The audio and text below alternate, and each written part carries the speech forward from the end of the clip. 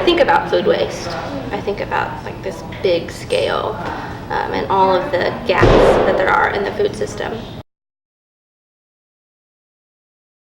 At the Central Kentucky landfill, we do take about 1,500 tons a day of waste, and that includes construction and demolition debris, food waste, municipal solid waste. So food waste is a relatively large percentage of our overall volume, probably somewhere in the 20% range. I'm Sarah Newman, and I'm the AmeriCorps Vista for Seed Leaf. And our mission is basically to nourish communities in food insecure areas by growing and sharing fresh food. And one of the ways that we nourish our plants is by fertilizing with compost. And we make compost by taking food waste from different businesses and a school, and we turn that food waste into fertilizer, compost. So we glean, we pick up excess produce before it gets thrown away, before it becomes food waste. When it occurs on farms or in farmers markets, in grocery stores, in the Central Kentucky area.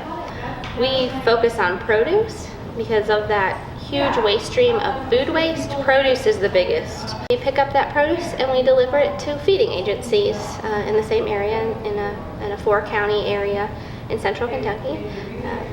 Because at the same time that food is being thrown away, there are 1 in 6 Kentuckians that are going hungry or find themselves food insecure, which essentially means they don't know where their next meal is going to come from. Well, so we're here at Food Chain. Our mission is to forge links between our community and fresh food. We're surrounded on all 4 sides by residential populations. There's a high unemployment rate in the area, as well as a high percentage of people living below the poverty line. And it's exacerbated by the fact that there isn't a lot of access to fresh food in this area. It's a food desert.